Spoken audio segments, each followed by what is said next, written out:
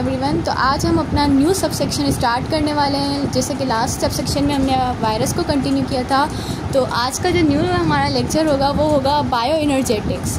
Basically bio energetics क्या होता है? Bio energetics is the quantitative study of energy relationships and energy conversion in biological system.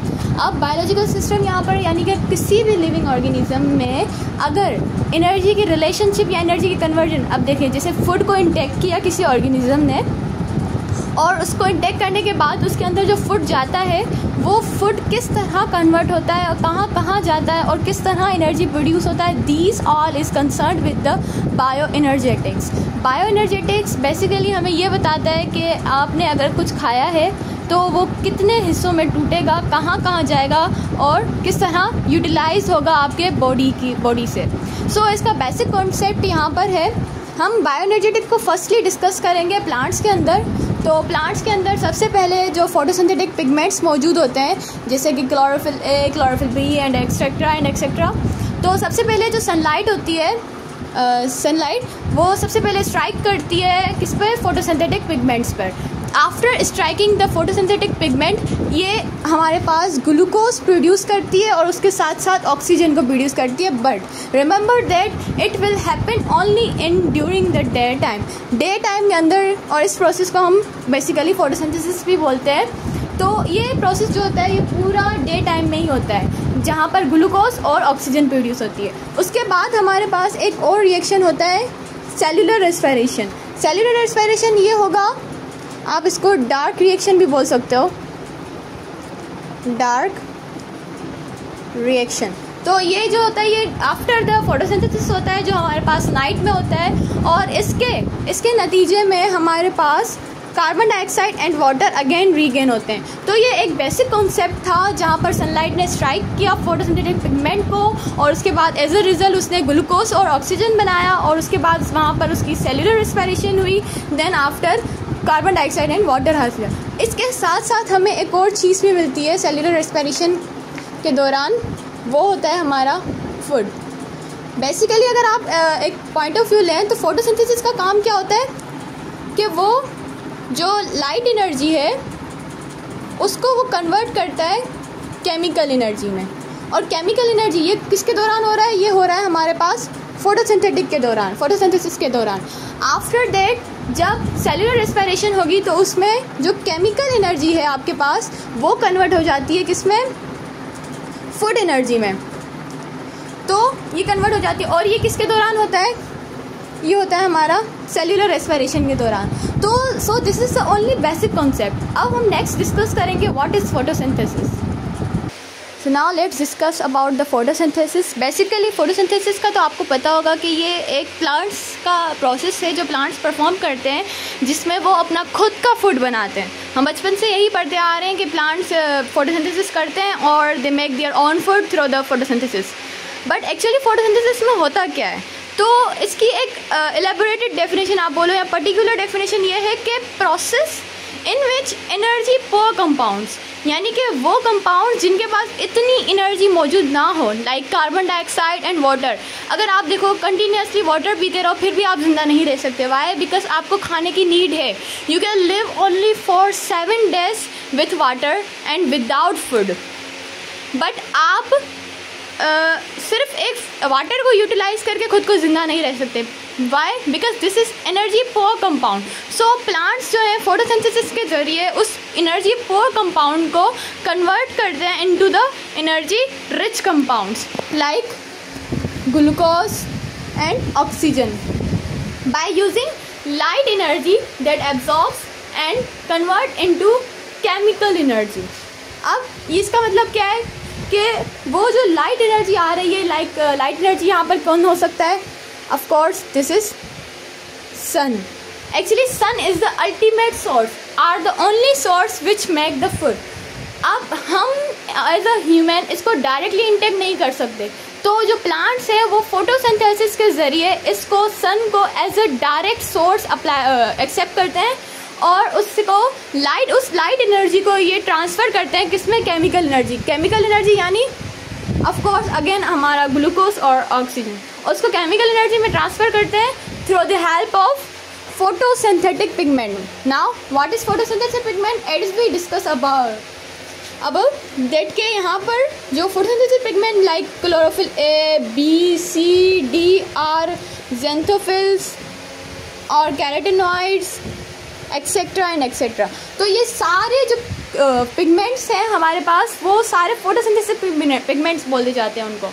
तो उनका basically काम क्या होता है कि वो जो लाइट एनर्जी आ रही है उसको वो ट्रैप करें और उसको कन्वर्ट करें इनटू द केमिकल एनर्जी। और ये सारा प्रोसेस हमारा कौन सा कहाँ हो रहा है? हमारे फोटोसिंथेसिस के अंदर, प्लांट्स के अंदर।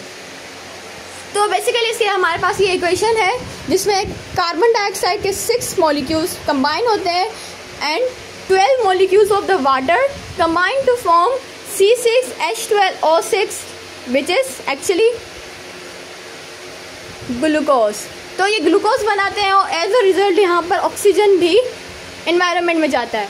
अब आप इसमें से इस इक्वेशन में से कुछ इस तरह से क्वेश्चन बनते हैं कि जो ग्लूकोज बन रहा है वो एक्चुअली आ किससे रहा है? वो कार्बन डाइऑक्साइड से आएगा या वाटर से आएगा? तो of course it will come from the carbon dioxide. Why? Because जो कार्बन डाइऑक्साइड है वो रिडक्टेज होता है, वो रिड्यूस होता है into glucose, it reduce into the glucose. तो कार्बन डाइऑक्साइड रिड्यूस होता है किसमें? ग्लूकोज में। और जो हमारे पास वाटर है it will oxidize into the oxygen. तो बेसिकली इसमें से एमसीक्यूज कुछ इस तरह से बन सकते हैं कि जो एनवायरनमेंट में जो ऑक्सीजन जा रही है वो कहाँ से आएगी? वो ऑफ कोर्स वाटर से आएगी। अच्छा, अगर यहाँ पर ऐसे सवाल पूछा जाए कि जो ऑक्सीजन प्रेजेंट है ग्लूकोज मॉलिक्यूल के अंदर तो वो किस कंपाउंड से आएगी? कार्बन डाइऑक्साइड से या वाटर से? So the best response for this question is carbon dioxide. तो क्योंकि वो रिड्यूस हो रहा है किसमें? ग्लूकोज में। अब नेक्स्ट सबसेशन है हमारे पास कि व्हाई इट इज़ नीडी, इसकी ज़रूरत क्यों पड़ती है फोटोसिंथेसिस की हमें? तो आप जैसा कि आप सबको पता है कि all living are made up of cell and they need energy.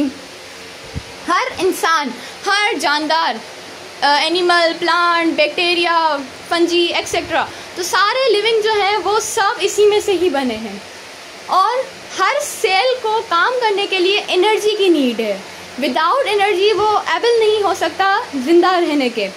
तो सन ही हमारे पास एक अल्टीमेट सोर्स है, यानी कि ये एक वाहिद सोर्स है जो सन फूड बना सके, एनर्जी प्रोवाइड कर सके हम। अब इंसानों के अंदर या ह्यूमंस के अंदर ये एबिलिटी नहीं है। Why? Because we don't have any photosynthetic pigment. अगर फोटोसिंथेटिक पिगमेंट ह्यूमंस के अंदर प्रेजेंट होते तो फिर आप खुद अपना मतलब एनर्जी, आप भी ऑटोट्रॉफ्स होते।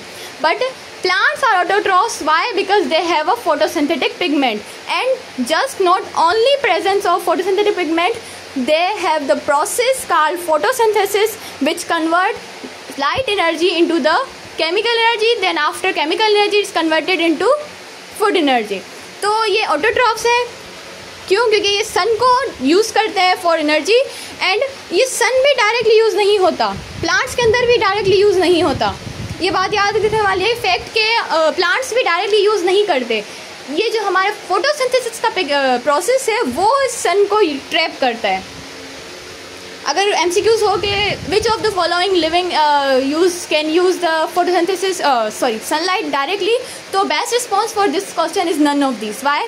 बिकॉज कोई भी लिविंग हमारी अर्थ पर मौजूद नहीं है जो सन को as a direct source of energy use करे, और प्लांट्स तक नहीं है। वो जो वहाँ पर जो फोटोसिंथेटिक पिगमेंट्स मौजूद है वो उसको ट्रैप करते हैं, डायरेक्टली यूज़ नहीं करते, वो उसको जस्ट ट्रैप करते हैं और फिर उसको केमिकल एनर्जी में कन्वर्ट करते हैं।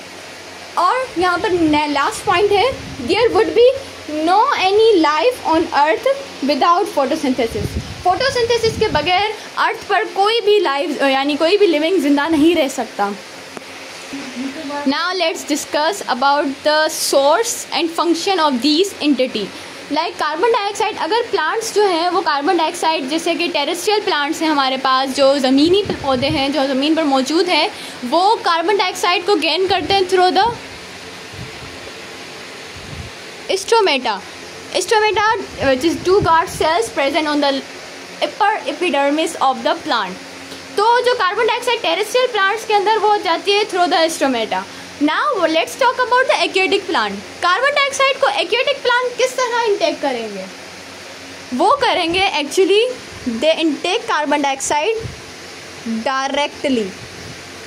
There is no any stomata present on their epidermis. वो सिर्फ और सिर्फ डायरेक्टली उसको इनटेक कर लेते हैं, ठीक है। और इसके बाद है इसका फंक्शन। तो जो कार्बन डाइऑक्साइड है उसका फंक्शन ये है कि उसका जो कार्बन है और ऑक्सीजन, वो दोनों सोर्स है हमारे पास किसके लिए? ग्लूकोज के लिए। वो दोनों मिलकर एक कंबाइन होकर एक ग्लूकोज का मॉलिक्यूल प्रिपेयर करते हैं। ओके, उसके बाद हमारे पास नेक्स्ट एंटिटी है दैट इज़ वाटर। अब वाटर, टेरेस्ट्रियल प्लांट वाटर को कैसे कहाँ से लेंगे? वो एक्चुअली इनटेक करते हैं रूट्स से। और रूट्स कहाँ मौजूद होती हैं? सॉइल में। तो basically terrestrial plant intake water from roots. और एक्वेटिक प्लांट्स वो कहाँ से लेंगे? अब there is no any root system in the aquatic plant. Why? Because उनके इन्वायरमेंट में ही पूरा पानी है, तो वो भी पानी को भी डायरेक्टली इनटेक करेंगे। दे directly intake water and use them. अच्छा, इनमें जो ऑक्सीजन हाइड्रोजन है वो रिडक्शन के लिए यूज़ होता है। किसकी? NADP की। NADP की वो रिडक्शन करवाता है। और जो इनका जो ऑक्सीजन मौजूद है वो as a source of oxygen in the environment के लिए यूज़ हो जाए। यानी कि जो हाइड्रोजन इसके अंदर मौजूद है वो रिडक्शन करवाता है किसकी? NADP की, जो हम अभी आगे जाके पढ़ेंगे सेल्यूलर रेस्पिरेशन में। सेल्यूलर रेस्पिरेशन के दौरान जो रिडक्शन होगी वो उसमें जो हेल्प करेगा वो होगा हमारा हाइड्रोजन। और जो ऑक्सीजन है वो एज अल्टीमेट सोर्स, यानी कि वो जो बाहर एनवायरनमेंट में जो ऑक्सीजन हमें रिक्वायरमेंट है वो वहाँ चला जाएगा। Okay, now the third entity is light. Light basically ये एब्जॉर्ब करते हैं अबाउट 380 to 750 वेवलेंथ तक। प्लांट्स जो होते हैं वो 380 to 750 वेवलेंथ तक लाइट एब्जॉर्ब कर सकते हैं। अच्छा, अब टेरेस्ट्रियल प्लांट जो है उनके पास सोर्स कौन होगा? उनके पास सोर्स होगा sun. And what about the aquatic plant? Aquatic plant light कहाँ से यूज़ करेंगे? उनके पास जो सोर्स है वो भी सन ही है, यानी वो भी लाइट को सन की तौर पर यूज़ करते हैं। और इसका फंक्शन क्या है? Light is use as the ultimate source of, यानी कि वो जो सनलाइट है वो अल्टीमेट सोर्स ऑफ लाइट की तरह से यूज़ होती है, जो फोटोसिंथेटिक पिगमेंट के ऊपर जाती है और जो पूरा फूड एनर्जी हमारे पास फूड एनर्जी एक तैयार कर लेती है in the form of ATP। Then हमारे पास जो फोर्थ एंटिटी है दैट इज़ फोटोसिंथेटिक पिगमेंट्स। अब फोटोसिंथेटिक पिगमेंट्स हमारे पास बहुत सारे हो सकते हैं। अब टेरेस्ट्रियल प्लांट्स जो हैं उनके फोटोसिंथेटिक पिगमेंट कहाँ से आएंगे? उनके अंदर ऑलरेडी मौजूद होते हैं, प्रेजेंट इन देयर सेल्फ। और जो एक्वेटिक है उनके पास भी मौजूद होते हैं ऑलरेडी, ठीक है। तो और इसका फंक्शन क्या है? फोटोसिंथेटिक पिगमेंट का फंक्शन आपको पता है कि वो यूज़ होता है as a trap for light. तो वो लाइट को बेसिकली ट्रैप करता है। कौन? Photosynthetic pigments. तो ये था हमारा पूरा entity, source and their functions. Now let's discuss about the absorption spectrum.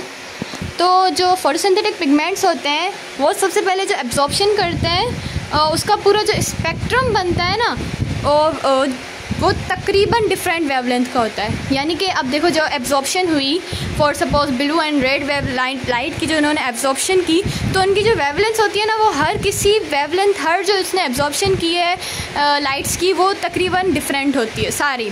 और absorption is maximum in blue.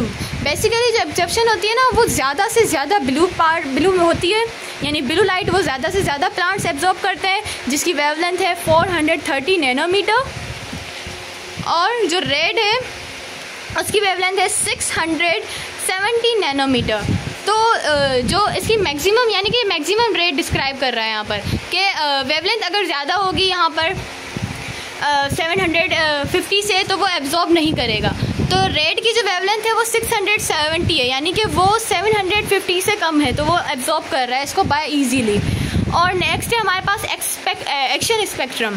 तो spectrum which show relative effectiveness of different wavelength maximum rate of photosynthesis occur in red and blue. तो यहाँ पर भी action spectrum, अब देखो जो absorption हुई है तो उसके बदले में एक्शन तो होगा, तो एक्शन जो होगा उसका भी मैक्सिमम रेट किस में होगा, रेड एंड ब्लू में होगा।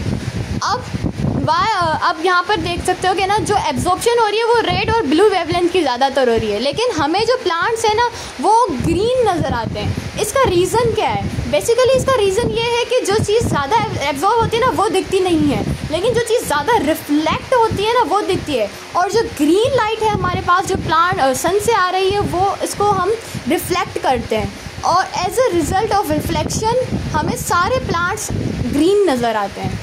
फॉर सपोज़ अगर आप जो क्लोरोप्लास्ट है उसने एब्जॉर्प्शन की किसकी, ब्लू एंड रेड लाइट की, तो एब्जॉर्प्शन हुई, अब उसके बाद उसके एक्शन होगा। अब एक्शन स्पेक्ट्रम बनेगा, यानी स्पेक्ट्रम यानी एक पूरा छोटे से बड़ा मतलब उसको हम पूरा स्पेक्ट्रम बोलते हैं। तो यहाँ पर जहाँ पर एब्जॉर्प्शन हुई ब्लू और रेड लाइट की, वहाँ पर एक्शन होगा किस नतीजे में, कि जो फोटोसिंथेसिस है ना वो ज़्यादातर तभी होगी जब लाइट या तो फिर रेड अंदर आए या तो फिर ब्लू अंदर आए। तो मैक्सिमली रेड से भी ज़्यादा अगर आप बोलो इफेक्टिव तो वो है ब्लू, ठीक है, तो ब्लू ज़्यादा इफेक्टिव है।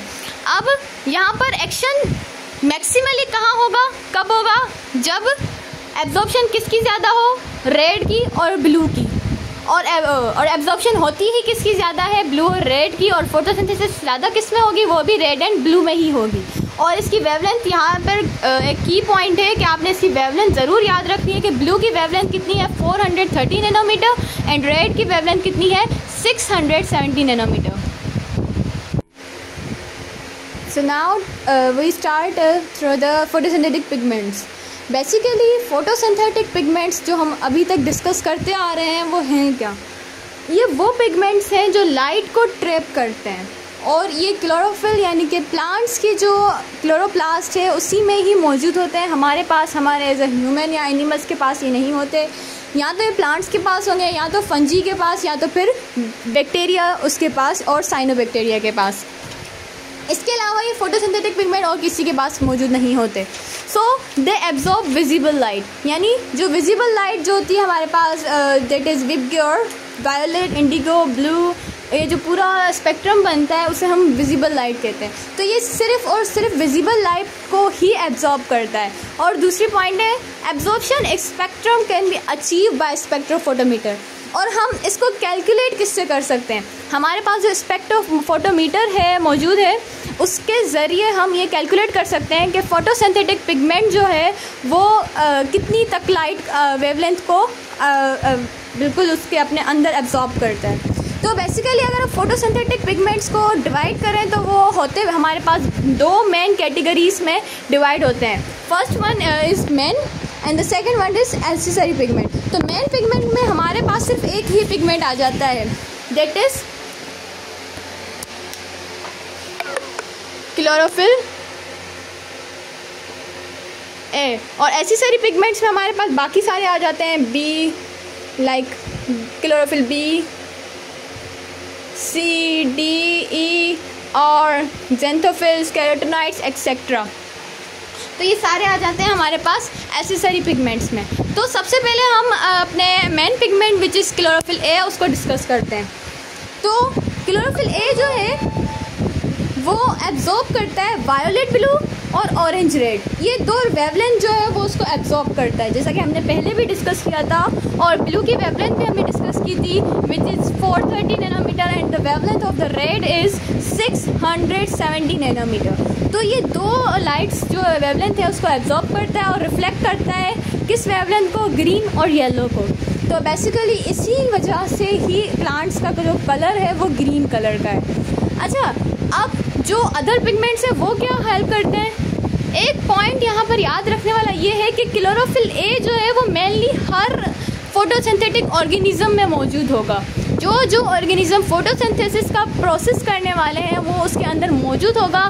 जस्ट एक्सेप्शन का केस यहाँ पर एक ही है, वो है हमारा बैक्टीरिया। तो ये बैक्टीरिया के अलावा हर किसी में मौजूद होता है। It is present in all organisms except bacteria. तो ये बैक्टीरिया के अलावा हर किसी में मौजूद होता है, कौन, क्लोरोफिल ए। ठीक है, अब यहाँ पर एक और चीज़ है कि जो अदर पिगमेंट्स हैं वो क्या करेंगे फिर, अगर सारा काम क्लोरोफिल ए ने ही करना है तो जो अदर पिगमेंट्स हैं वो लाइट को ट्रैप तो करते हैं बट वो दोबारा सेंड कर देते हैं किसको, क्लोरोफिल ए को।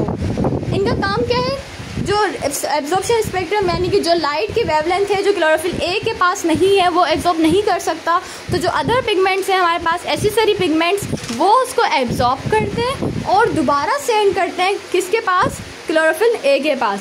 अच्छा, और दूसरी बात ये भी रिमेम्बरिंग पॉइंट है कि आपने ये बात याद रखनी है that it is only soluble in petroleum ether, except that ये कहीं पर भी सॉल्यूबल नहीं होगा। क्यों, ये डिस्कस करते हैं। वेल, इस डिस्कशन से पहले आपको इस फॉर्मूले को याद रखना है, that is C55H72O5N4 and Mg। This is the formula of chlorophyll A. ये फार्मूला आपसे पेपर पॉइंट ऑफ व्यू में भी पूछा जाएगा एग्जामिनेशन में कि which of the following has the formula of chlorophyll A, के इनमें से किसके पास मतलब कौन सा है जो क्लोरोफिल ए का फार्मूला है, तो वो आप इसको करेक्ट ऑप्शन क्लियर टिक कर सकते हो। अब इसके स्ट्रक्चर के बारे में डिस्कस करते हैं। तो इसके स्ट्रक्चर में होती ही 2 पॉइंट्स हैं।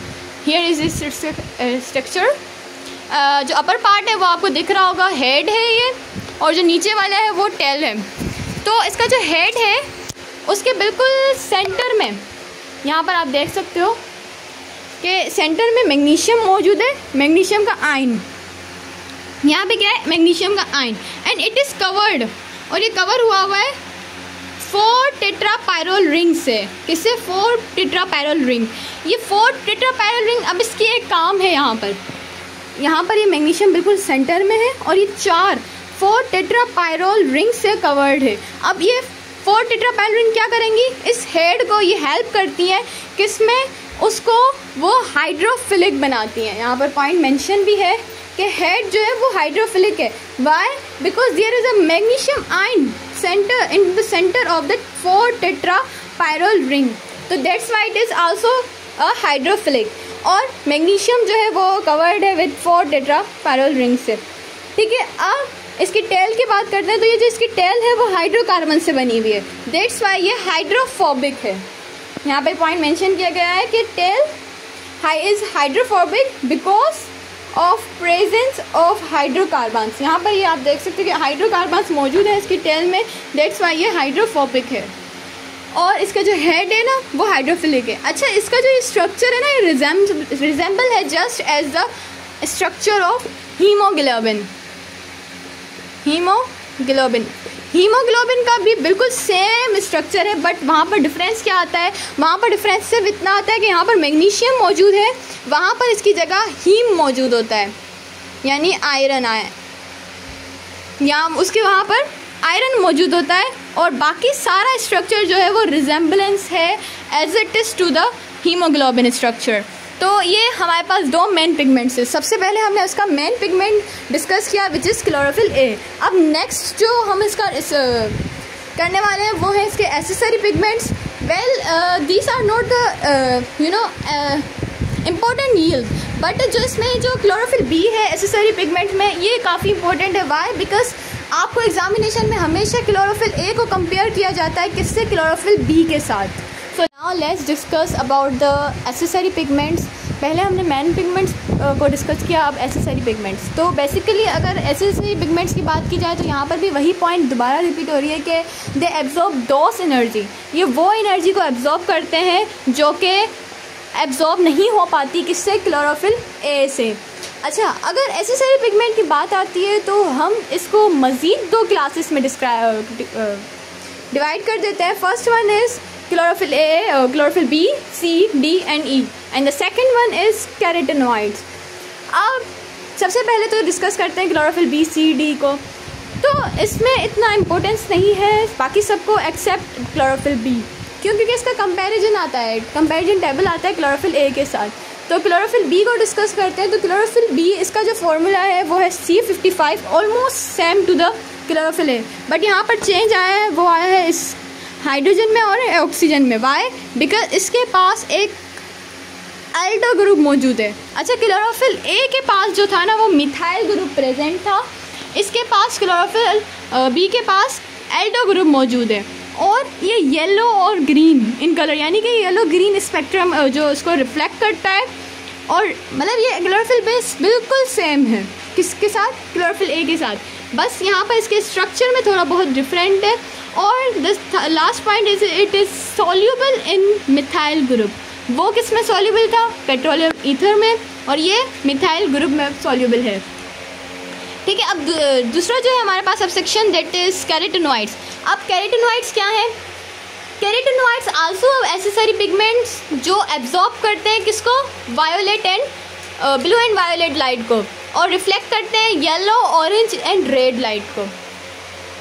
अब यहाँ पर एक क्वेश्चन अराइज होता है कि अगर ये रिफ्लेक्ट करते हैं yellow, orange and red light को, तो हमें प्लांट्स येलो या ऑरेंज क्यों, रेड क्यों नहीं नज़र आते।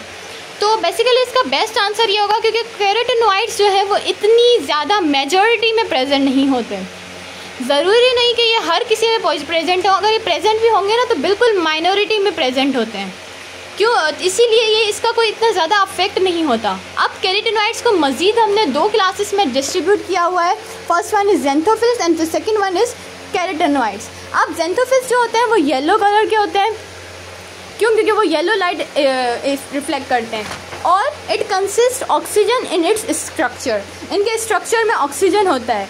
और on the other hand carotenoids जो है वो ऑरेंज और रेड को रिफ्लेक्ट करते हैं, दैट्स वाई इनका कलर भी ऑरेंज और रेड ही होता है, और it is lack in oxygen. There are some parts, only some parts which contain carotenoids. अच्छा, ये बात याद रखने वाले कि कैरोटीनॉइड्स, सॉरी यहाँ पर स्पेलिंग डिफरेंस है, यहाँ पर कैरोटीनॉइड्स नहीं, यहाँ पे कैरोटीन्स है। ठीक है, तो कैरोटीनॉइड्स और कैरोटीन्स में फ़र्क है। कौन सा फ़र्क है, carotenoids, every carotene way can be the carotenoids but every carotenoids can not be carotenes. यहाँ पर थोड़ा सा डिफरेंस है।